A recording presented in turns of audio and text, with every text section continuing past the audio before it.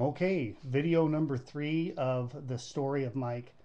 This should be the last one and then be done with the stories. From that point forward, I'm just going to be sharing different experiences that I'm having because that's really all there is.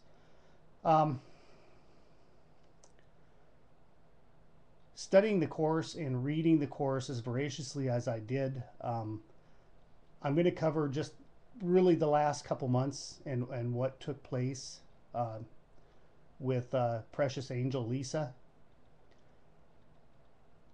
About 2 years ago, I ran across, we were studying numerous teachers. Adi Ashante, just about everything he had written, Gangaji, Papaji, um, Nisargadatta Gardada Maharaj, Ramana Maharishi, um, Papaji, I Am That. There's so many different teachers and direct teachers that really resonated with me and pointed to this. Ran across who many of you know as Miss Katie from my quotes, Byron Katie, and had seen her name come up numerous times, but fell in love with her and her quotes and her succinctness and her work. The Course in Miracles had the undoing process of realizing the falsity of our thoughts, how we never really see what is going on in front of us. We are viewing things filtered through our past. We are always prejudging expectations and thus not really seeing what is right here in front of us now. This. Miss Katie was the one to really bring that to fruition in such a succinct way. Her 4 question process and turnaround called the work were phenomenal to question whether our thoughts are real or unreal. And they're not even our thoughts. They are thoughts happening to us that we grab onto, attach to, believe, thus creating the problems that we perceive here.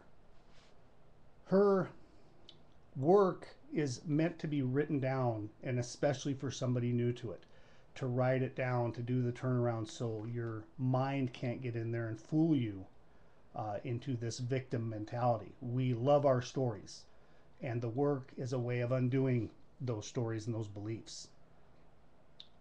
What I have found, especially now, is that as soon as I have a feeling in my stomach, a knot, I can almost immediately go to the thought that I have believed or have attached to.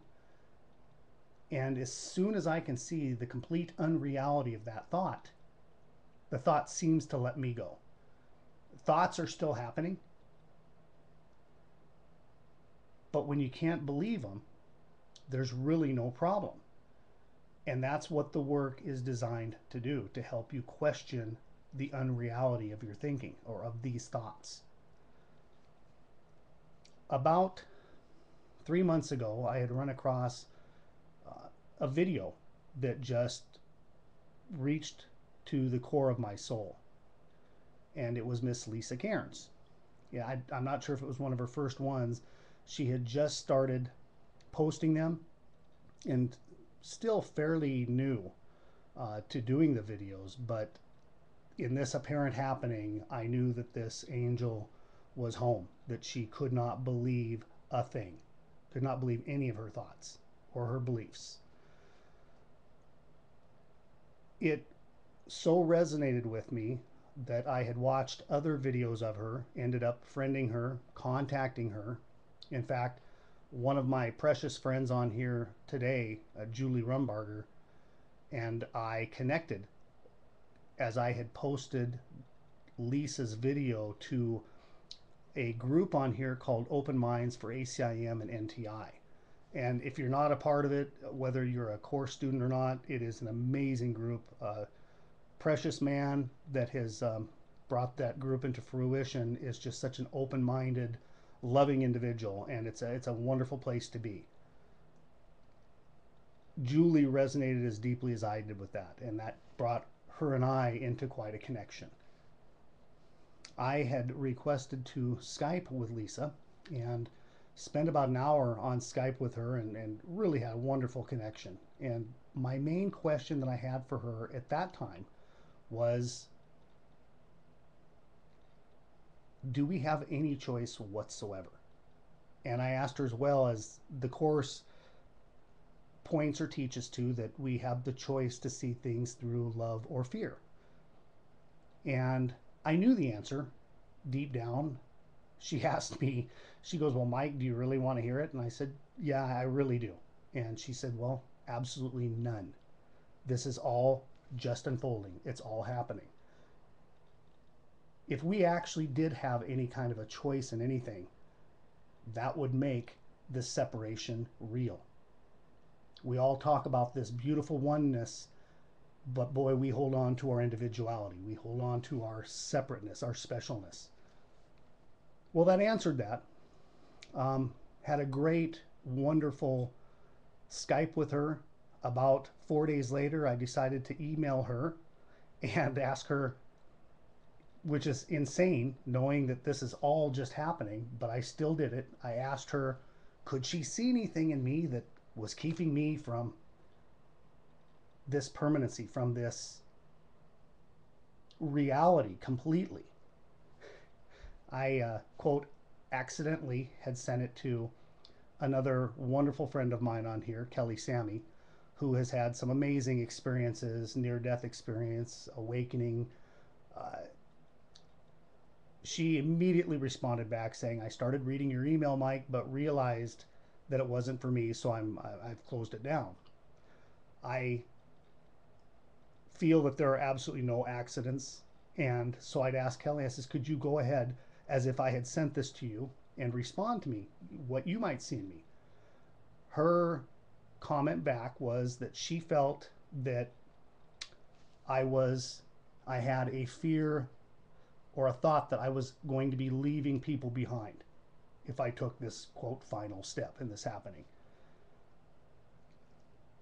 It was something that I sat and thought with, thanked her for it. Had not heard from Lisa yet, but for some reason, there had been some happenings going on that I'm not going to get into details, that had to do with me feeling the need to let Kathy completely go in our relationship, to give her complete freedom to be with anybody, to be with me, to be with nobody, but to completely, in pure love, let her do what she needed to do. Through the process of doing this, I had written a letter to somebody, had this complete freeing experience. I was so excited by it. It was just beautiful. I had actually decided hadn't heard from Lisa yet, but I decided I would send her a note telling her what had happened, the accidental email, how I had this freeing experience of completely realizing that Kathy has nothing to do with my happiness, and vice versa for her. And Lisa, being the beautiful soul that she is, wrote me this. She goes, this is beautiful, Mike. This is manifesting into your life. Seeing and knowing so deeply that Kathy is not your happiness is incredibly beautiful. It then allows you to love her completely without fear. Here comes the hammer. But don't hold on to this realization either. Life can give you anything. It doesn't have to be logical. It is what it is. It's a bitch. She had completely stripped it from me. This wonderful, quote, realization she stripped from me just like that. And it's like, really? Are you serious? And perfectly so. The next thing she said was, the whole mind falls to bits. There is nothing to hold on to. That's not to say that all the teachings that you had in the past weren't perfect. They couldn't have been any other way. That is how Mike's story had to go. But now, with the whole constructs of mind fall apart, nothing makes sense because it is now beginning to be seen as just is, rather than somebody doing something, whether that be God or another human. Life is just happening without anybody doing anything. And this baffles the mind. Cause and effect are just apparent. Really, there has only ever been and only ever will be this. All the teachings become a bit senseless, but still the heart sings at them. Nothing is left to hold on to. Complete free fall in love. Although even that is just a thought and can't be held on to. Just this, which contains all of this. This is what just came up for you. It's been bubbling over the weekend. I feel the next video will be about this. So that was Lisa's comment to me about what is holding me back. It was beautiful. I had read it in the evening, and it was wonderful, but it's what I've heard before. Adyashanti talks about that. Maharaj talks about that in different words. Well, the next morning I got up fairly early, about 6 o'clock, came back to the computer and had reread her statement, and it had the most profound effect on me. There was a huge shift that I won't get into the details. It's just another experience. But it was beautiful. It was a complete seeing through this illusion that the only thing that happens is now. Everything else is a thought of the past that I'm bringing into now, that I'm even having right now. It's a past thought that is being thought fresh right now. Even the future is a past thought of what I did or didn't like, that I'm projecting what I do want in the future. It's always a thought, and a thought has no reality. It is all just simply unfolding perfectly. Nobody to do anything, nothing to do. That became so clear to this soul. And one more thing, the complete realization that enlightenment is a huge cosmic joke. There is no enlightenment. There is nobody to be enlightened. That would be the ego. That would be separation. We strive, we chase for so long to grasp enlightenment, to realize, oh my God, this has all just been happening. This happens to be the story, the script of Mike. Nothing more, nothing less. I did nothing. I couldn't have done anything. To spend all that time searching and striving for what? In fact, the only time that I feel I'm taken out of this piece anymore is when I feel that something should be different than it is right now. And I've had a few experiences of that. The thoughts happen, they come, but they have no reality. If you can't believe them, where's the problem? There's no judgment. There's no expectation. Thus, there's no problem. Kathy? Anyway, that's a good note to end. I'm done with the stories at this point. So thank you so much for listening to this crap, because it is nothing but a story, a succession of thoughts. And it's all bullshit. Don't bite on any of it. This is the way that should have happened. That's what worked for Mike. What a bunch of crap. It just is, but it's beautiful. And I thank you so much for being a part of this journey. If any of you have any questions, if you,